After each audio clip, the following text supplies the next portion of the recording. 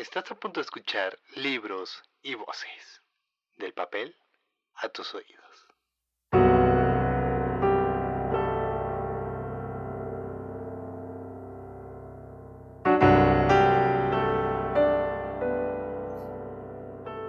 Vine a Comala, porque me dijeron que acá vivía mi padre, un tal Pedro Páramo.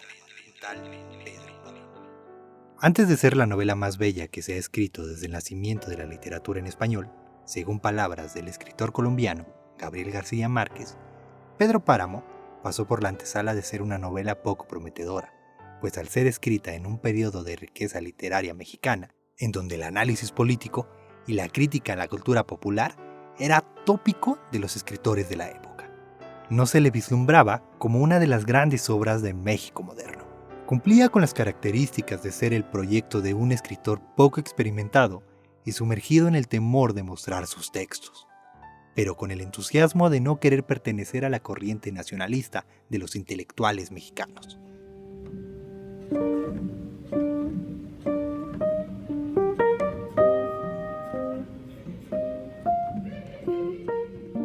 Por ello, Juan Rulfo comenzó a inspeccionar y relatar su gran obra con las voces del pueblo, personajes terrenales sumergidos en una profundidad donde impera la memoria y las voces de los muertos. Una persecución del pasado con el presente tormentoso.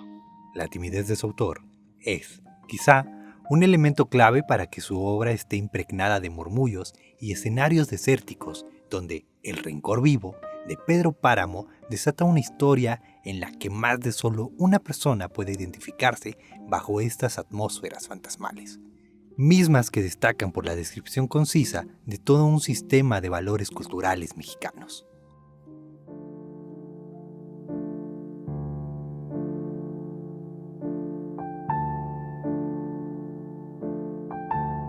Con una esencia narrativa apegada a Faulkner, Rulfo logró retratar muy bien el cómo se manejaban y se siguen manejando los roles de la familia mexicana, desde un autoritario Pedro Páramo, que pese a su manera de imponer su voluntad, algo en el interior no dejaba manifestar su dolor por su pasado miserable y su futuro lleno de remordimiento, hasta su hijo Juan Preciado, con un fuerte lazo maternal que muere por los murmullos de un pasado desconocido.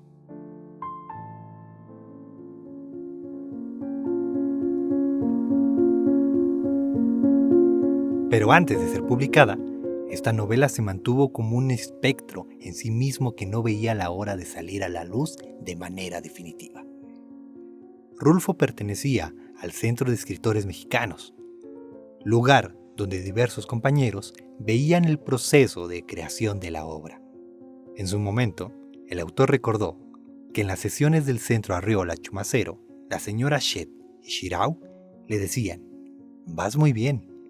Miguel Guardia encontraba en el manuscrito un montón de escenas desilvanadas, mientras que el vehemente Ricardo Garibay golpeaba la mesa para insistir que el libro de Rulfo era una porquería.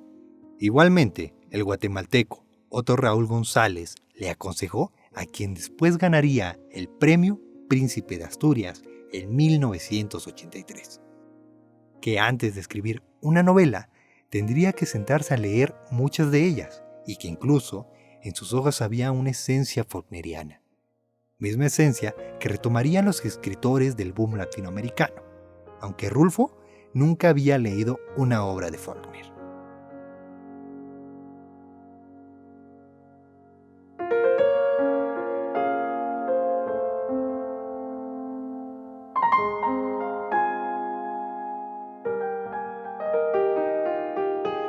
La lapidación del joven escritor era inminente y parecía que los 4 meses de empeño en escribir, eliminando alrededor de 100 páginas, no valdrían la pena. Incluso, alguna vez, el escritor declaró al periodista Fernando Benítez que traía un gran vuelo, pero me cortaron las alas. Sin embargo, por fin se publicó la obra en una edición del Fondo de Cultura Económica con 2,000 ejemplares impresos, rodeada de la incertidumbre por parte de los editores Arnaldo Orfila y Alí Chumacero.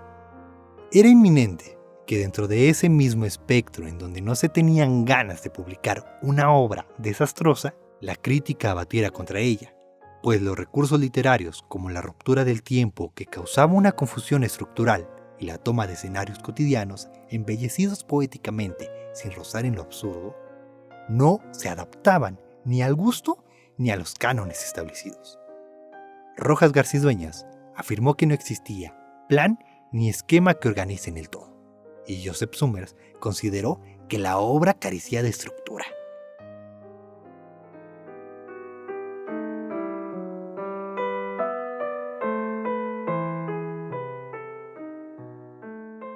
Parecería que las alas de Rulfo estaban al filo de sumarse entre las voces perdidas de sus personajes. Pero conforme pasaba el tiempo, y esos 2000 ejemplares se acercaban a los críticos y a los lectores apasionados, se iba comprendiendo la estructura de la obra. Carlos Blanco Aguinaga y Mariana Frank fueron de los primeros en darse cuenta de que Pedro Páramo rompía drásticamente con los lineamientos de la novela que se hacía en esa generación, pues se atrevió a desvanecer, primeramente, la cronología y el sentido del tiempo se descartaba para la comprensión de la novela.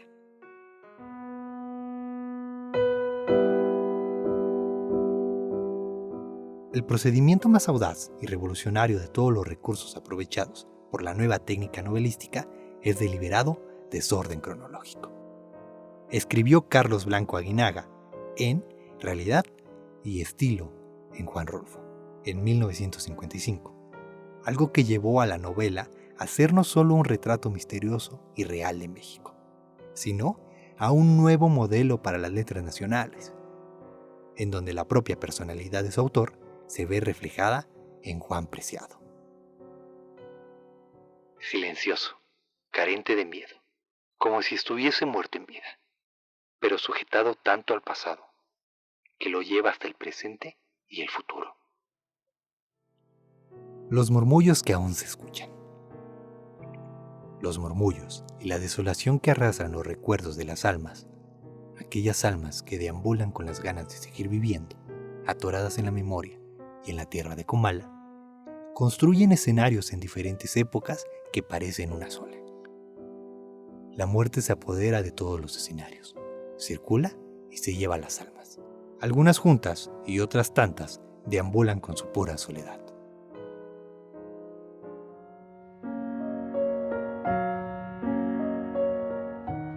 Aunque a veces, en otros tiempos, los niños llenaban el aire de sus gritos y sus juegos. Llega la amargura y el dolor de la muerte. Una muerte que no se lleva a nadie y ronda por los llanos más desoladores y olvidados. La visión de Rulfo, al presentarnos una vida llena de tragedias y pesares, sin caer en lo totalmente tenebroso, nos hacen contemplar las visiones que se tienen de la muerte y cómo es que, vivos o muertos, podemos sentirlas y resistir para no irnos de esta tierra llena de rencores y memorias vivas.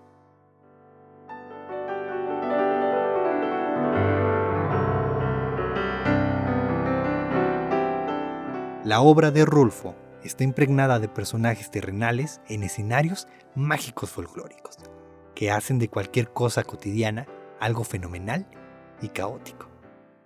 Comala, en la obra de Rulfo, es un desierto que arrastra sus fantasmas y se ahoga en los murmullos del pasado.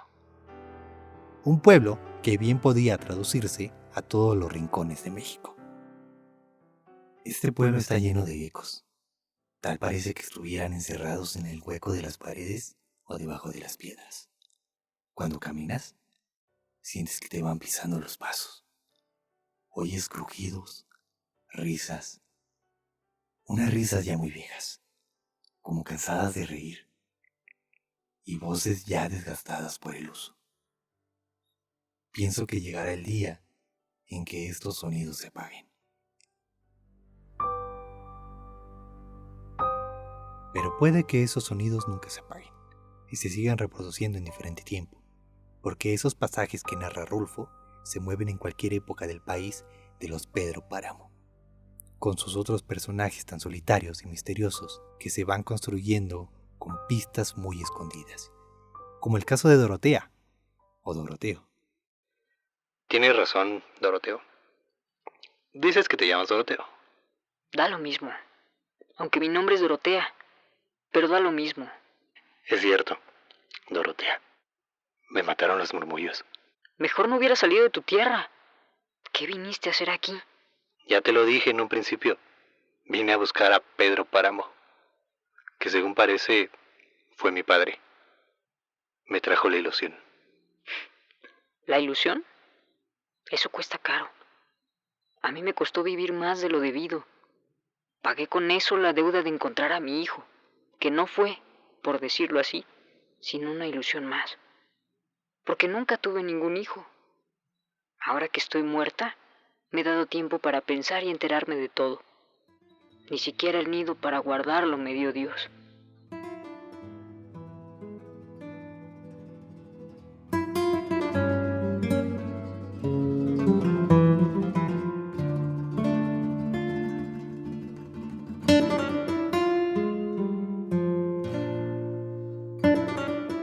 ¿Qué era Dorotea?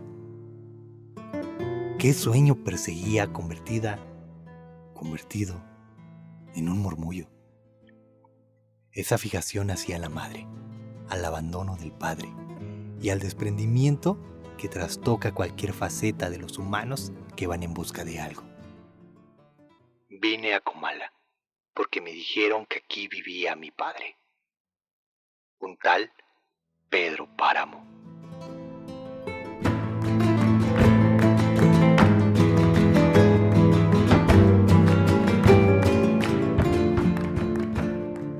El sentido de la muerte se reviste de tragedia en la obra del autor, ya que en muchos casos los muertos solo se quedan encerrados bajo la llave de un desierto como Comala. Pedro Páramo invade con sus murmullos esta tierra, donde la muerte es invocada perpetuamente, en un ciclo eterno que no tiene comienzo ni final. Y eso hace que la novela de Juan Rulfo sea uno de los grandes clásicos de la literatura mexicana, y la novela más bella que se ha escrito desde el nacimiento de la literatura en español, según García Márquez. Y bueno, este es uno de los libros que no te puedes perder en estas épocas del año. Escuchaste el primer capítulo de Libros y Voces, del papel a tus oídos. En la producción estuvo Griselda Fernández. La información es de César Dorado. En la locución estuvo tu servidor, Víctor Cruz. Nos escuchamos en la próxima. Hasta luego.